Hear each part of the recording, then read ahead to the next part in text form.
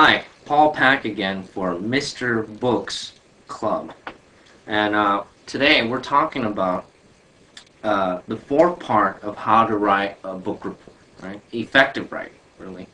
Uh, if you recall, maybe you've seen this. This is the third step of our writing evolution. Now you're evolving more, you're changing, you're improving. So now the forms change and improve, and we expect more from you now, right? Just to improve your practice, improving your writing skills.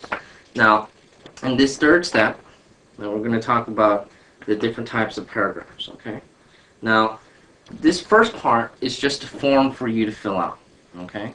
Now, we want you to fill it out as well as you can because this is just the pre-writing. This is the organization of your ideas, okay?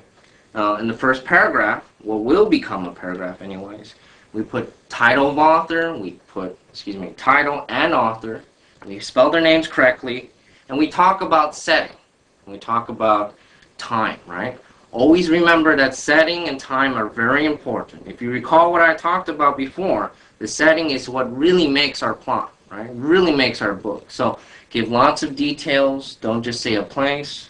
Don't just say a year. Don't just say some days, okay? Think about it. Write about it. If, for instance, you're writing about The Hatchet, very good book, remember that Brian is stuck in the Canadian wilderness alone for several months, right? Alone. Now that's a very good way to describe the setting. He's alone in the Canadian wilderness for months, trying to survive by himself. That's setting. That's plot, right? Okay. Moving on. In the second paragraph, right, this is about characters.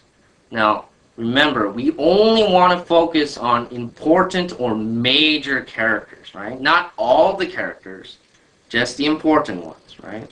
Consider protagonist or hero, antagonist or villain, supporting characters, and why they're important. What do they do? Consider again the hatchet, right? Brian is our hero or protagonist. He's a young boy in middle school alone, right? He's cunning. He's keen. He learns to get along, right? Consider the actions that he's done in the book and use that to come up with descriptions about him. Use adjectives, use good sentences, okay? Now, pre-writing only, remember that, okay? This other part of the pre-writing is the third paragraph, right? In the third paragraph, we're going to summarize the story, right? Now, remember, summary is very important. We want to organize things to beginning, middle, climax, and end. But please, don't label them that way. Just remember to organize them. It's very different, okay? So be detailed. Tell me the important things about the plot. Don't focus too much on little details. Don't focus on little things that happen. The main and major plot points of the story. What makes the story a story, right? The plot points, the skeleton of the book. Okay, that's what we want to look at, right? Give the reader, the grader, or anybody else who's going to be looking at your book report a clear picture of the book and what happens. Okay?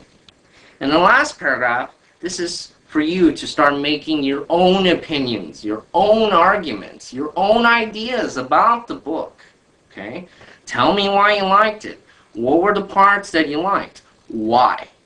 Now remember, a lot of things to good writing is always explaining why you feel a certain way, why you claim something, why you argue this.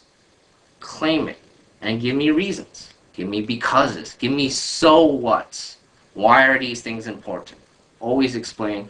Always write in complete sentences too. Now, once you've done the pre-writing, you've filled out this form, you must, now let me emphasize this, you must rewrite it on either the answer sheet provided or on a separate sheet of paper, okay? You're going to rewrite it as a complete paragraphed report, okay? Sentences. Make it look like a real essay. That's something you'll turn in at school, okay? Don't label things.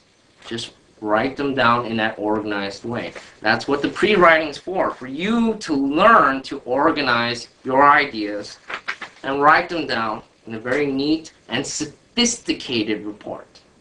Use good language, use proper adverbs, proper adjectives, proper punctuation, follow grammatical and mechanical rules, and your report will turn out wonderfully. Wonderfully. And it'll help you, and it'll improve your writing, and you'll get smarter, and your grades will improve. I promise. Thanks a lot.